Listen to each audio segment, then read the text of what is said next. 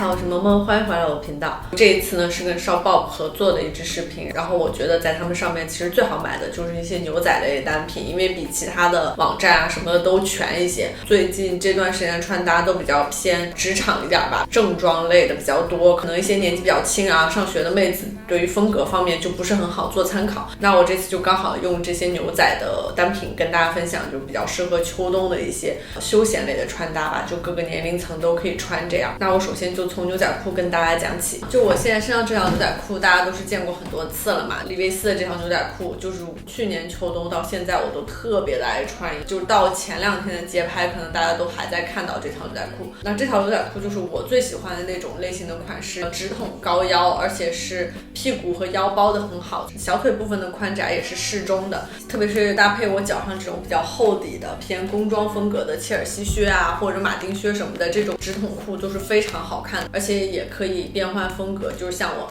之前的街拍以后跟西装、靴子或者说高跟鞋就可以穿得更职业一点。总之我觉得这种直筒牛仔裤就是我特别喜欢一条但是像这种牛仔裤呢一般都是没有弹性的嘛，没有弹性的牛仔裤不可避免的穿到一个程度，就是旧的一个程度的话，它的膝盖是会鼓包的。像我现在这个牛仔裤就属于不容易鼓包的，但是它没有弹性，难免还是会有一点点变形。那我就发现了这条，我觉得完全可以替代，它穿上之后也是超级好看，算是我现在身上这条李维斯的牛仔裤的升级版，都是前面是系扣子的，牛仔裤拉链还是系扣，对于我来说没有什么穿着的影响。然后它下面也是这样剪了之后做毛的，都是直接设计就是这个样子。我觉得它很好看的就是它背面的裤腿这里是有一条缝线，比一般的基本款的牛仔裤更有意思一点，所以我觉得这条裤子比李维斯的这个直筒裤看起来就是更精致一些，然后它更统一的加在这些裤带的位置也有一些做旧和毛边。这一条牛仔裤的颜色跟我现在身上这条有一定的差异，不知道在镜头里看不看得到这么细微的色差。我手上这条 Travel 的颜色会更蓝一点，然后我腿上这个会更灰一点。Travel 这条牛仔裤穿上的效果跟李维斯的几乎一模一样，我有一些差异，我觉得也是我在穿的时候能够感受到的，但是在视频里或者是图片上不一定那么明显。Travel 的是更宽松一点，李维斯的你会感觉裆部和这个大腿根部就是它还是包的比较紧的一个状态，但 Travel 呢这些地方就会更松，整体从大腿根部到下面都比李维斯这个宽松一点点。我觉得如果你们有我现在李维斯这条裤子，然后穿起来觉得它大腿有点紧的话，可以尝试 Travel 的这个。然后这2条裤子裤长也是几乎一模一样的，我穿上之后都是8.5分的这个效果，就比9分还要再短一点。像我现在穿的这个短靴，它靴筒算是比较高的这种短靴了，2条裤子都是刚刚好能够挡住这个靴筒的位置的这种长度，就非常开心能找到这种同类型的牛仔裤，有一点点不同的设计，然后2条就可以换着穿这样。还有就是码数问题，这条的码跟李维斯的码对于我来说都属于很正的那种码，我穿上之后不用系腰带，刚刚好，也不会紧。正常情况下80%的风格都是可以跟这种裤子兼容的，所以我真的觉得它又是我找到的另外一条秋冬的牛仔的神裤。然后接下来的一条裤子是另外一个裤型，我这次跟大家分享的几乎所有的牛仔单品都是不重款的，就我找了我觉得最好看的几个不同的类型。这条其实是我今年入的第1条紧身的牛仔裤，去年年底开始就没有买紧身的牛仔裤了，但是这条我真的觉得穿上之后有一种看起来我就可以说我自己像是超模街拍，就显得腿特细然后特长，但是腿上又是有紧实的肉的那种感觉的一条裤子。那它的号码呢也是24码的，当然也是腰很合适我的。就李维斯的裤子我觉得都是码正的，没有任何偏码的问题。这一条就是跟前面2条那种合身的直筒不一样，这条就是紧身的直筒，而且弹力超强，穿上之后就是可以劈叉的那种，破洞的地方在我膝盖的地方，而且它是一边破洞，觉得这个破洞是我可以接受的，因为我也不太喜欢过于做旧的破洞，或者说它破洞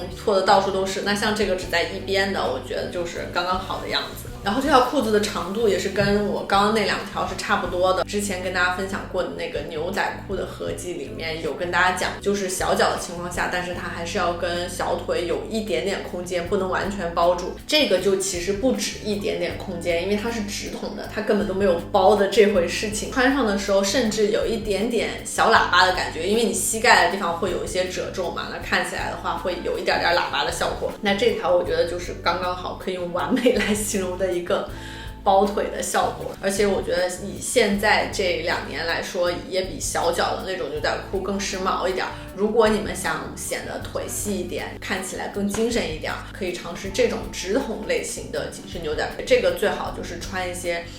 上半身比较宽松的衣服，裤子下面呢也可以搭我现在这个靴子，那还可以搭更夸张一点的，比如说老爹鞋啊什么的，就是现在比较潮的这个风格。尽量不要跟高跟鞋什么搭配在一起，那样搭配在一起的话就丧失掉它这个帅气的感觉了。第3条我跟大家分享的这条牛仔裤呢，就是非常规款的牛仔裤，它是一个工装款的牛仔裤。这条牛仔裤也是24的，但是它的尺码有一点偏大，就是我穿24的话会感觉大半个码。就我为什么选一条工装裤，是因为最近有觉得工装裤搭配起来就很好看，跟一些西装什么的，特别是在搭配一些有跟的鞋子，或者说更女性化一点的鞋子的话，它那个反差感就更强，会更有造型感。也就是说拍照什么的其实更上镜，然后平时的话穿也不违和这样。当然这种工装裤其实是比前面我跟大家分享的那3条裤子都挑腿型，因为它毕竟旁边有2个兜，会膨胀你的这个大腿线条，所以比较适合觉得自己够瘦的女生，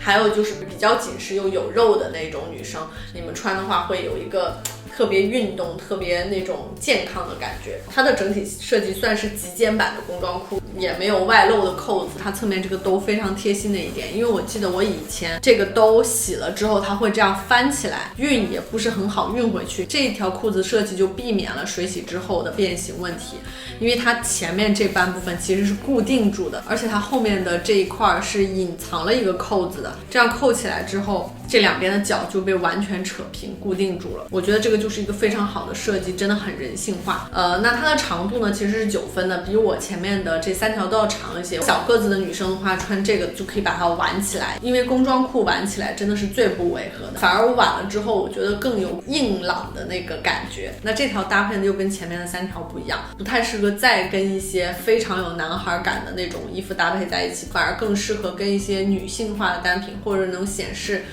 女性就是上半身曲线的单品放在一起，比如说一些紧身的针织。秋冬的话我也说了，跟西装外套搭配它会有一个冲突感嘛，然后包括高跟鞋。然后最后一条我要跟大家分享的这个牛仔裤呢，作为一个类别还是想跟大家分享一下的，不是说所有人都 hold 得住，特别是小个子，哪怕我这个身高穿它都很长。它其实整体设计更像是拖地的那种长西裤的感觉，它要搭配的单品也是那个方向应该要搭配的单品。拖地的长牛仔裤我建议是浅色比较好，深色穿在身上实在是有点太沉重了。那像这个裤子的优点也是它的缺点，就是如果穿上能 hold 住的话，看起来腿是非常长的，而且看起来会比我前面这所有裤子更有气场。然后它其实整个裤型也是直筒的，屁股两侧的地方做的稍微有一点点宽，就没有像Le Maître 的那个牛仔裤它两边做的会比较窄，穿上之后它会有一个这种正三角的感觉。那这个侧面两边做的稍微松一点的话，它看起来会显得裤腿更细，重心会比较往上移。这种搭配方面呢，我觉得它就跟我现在身上这个针织就很搭，特别是我针织侧面这种可以解开的这个设计，把它解开之后跟它放在一起简直巨大无比。如果是个子很高很高的女生的话，你们其实可以搭配平底鞋，再带一些稍微就比如说耳朵啊，还有这里夸张一点的耳饰和项链的话，就会非常的有搭配感，而且上镜。所以我觉得这一条如果你们是高的妹子的话，这个真的是一条神裤。167及以下的身高的话，这条裤子就需要考虑一下你们是不是能 hold 得住这个。这就是我这次要跟大家分享牛仔裤。接下来就是牛仔的外套。首先我要跟大家分享第一件牛仔服，就是这个 C-Mail 的牛仔服。这一次仔细一看发现了很多喜欢的款式，就好开心。这件牛仔服就是看起来平平无奇古天乐的感觉。它其实是以一个基本款出发，做了一些我觉得很好看的调整。首先是正面的这个走线，就正常基本款牛仔服它这里的这2条是直接下来的。那这一件呢是做了一个解构的设计，它其实把上下这整块布剪了之后错开了一点角度，然后再缝在一起，看起来就挺特别的。然后还有就是这件牛仔服肩膀和手臂的这个版型就是挺有廓形的。如果我想穿一个 oversize 一点的牛仔外套，但是我直接去买男生的牛仔服的话，他们的这个肩线和整个剪裁的设计会比较直和方正。那像这一件就是能够让女生穿出 oversize 的想要效果的这种牛仔服，这个地方做的比较宽大，但是它的线条是柔和一点的，不是这种直接直的这样下来，有一个体积感，但是又很适合女生。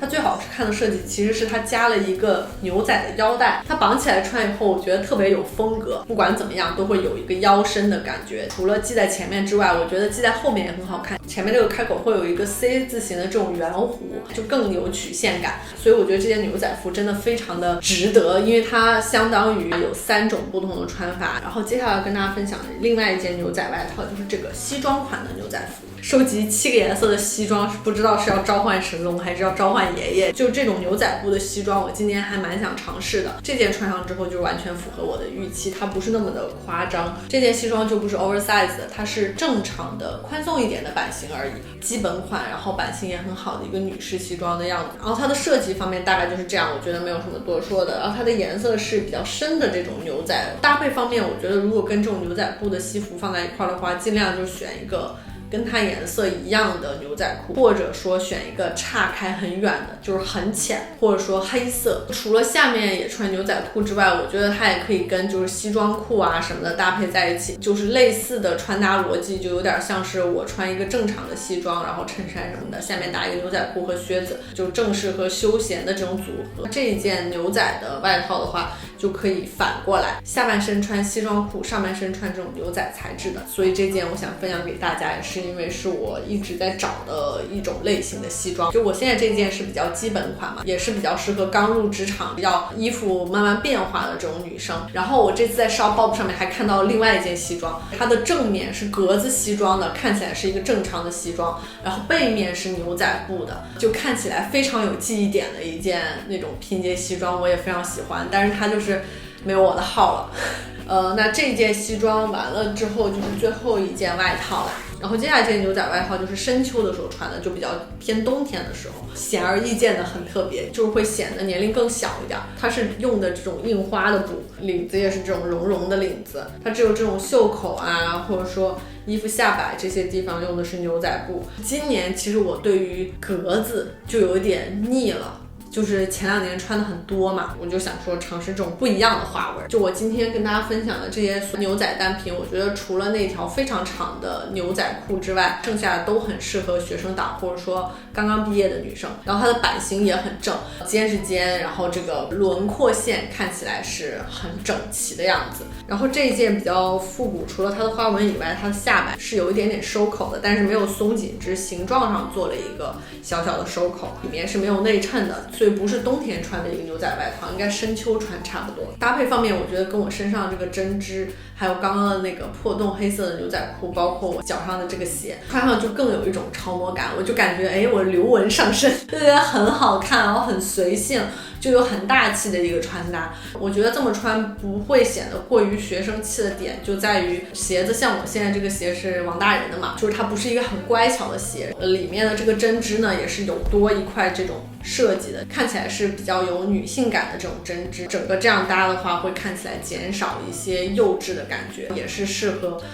整个年龄段的女生都穿。那我这次要跟大家分享的所有牛仔相关的单品就到这里了，然后包括一些穿搭啊什么的，这个视频里头出现的所有单品，包括我的针织啊或者搭配的靴子什么的，都可以在Shopbop买到。然后Shopbop在我发视频的当下就有一个秋日的大促的活动，就几乎全场的商品都会参与，包括我今天跟大家分享的这些所有的牛仔单品，最高是可以到75折，而且是可以跟已经折扣的商品叠加的。有兴趣的小伙伴可以去置顶留言和信息栏看一下具体的这个折扣信息啊什么之类的。就是如果在国内的小伙伴不知道海淘的这个步骤的话，其实所有的海淘网站包括Shopbop基本上就是跟淘宝你建一个新的账户一样，用一个邮箱创建账户之后选好单品就可以去购物车里结算，结算的时候其实也是跟淘宝一样的，然后你填好地址什么的，它还可以用支付宝结算，就对于国内的小伙伴来说还蛮方便的。可能最大的一个问题就在于会不会被税，被税的话它有3种可以选择的这种物流啊或者货运方式，可以根据自己的实际情况来选择是用哪一种。然后我也会把这个不同的货运方式的区别放在下面给大家参考，就如果你们需要的话。那好了，这一期视频就到这里了，希望大家喜欢我跟大家分享的这些牛仔单品，我觉得都是很日常，而且也是可以跟一些有设计感的衣服混搭在一起的单品。然后这周我不是拖更到了周二嘛，就为了逼我自己一把不要再拖更，所以我在这儿立下豪言壮志，我周六还要再更新一次，然后之后都尽量能周六更，或者说更早呢更好了。如果我要是周六更不了，我就吞针。不，我一定要逼自己一把。我这个人是没有小皮鞭在我后面抽，我就会一直很懈怠，这样不行。那好啦，这期的视频就到这儿了，祝大家在未来的几天过得愉快，然后我们周六见，一定要在周六见，拜拜。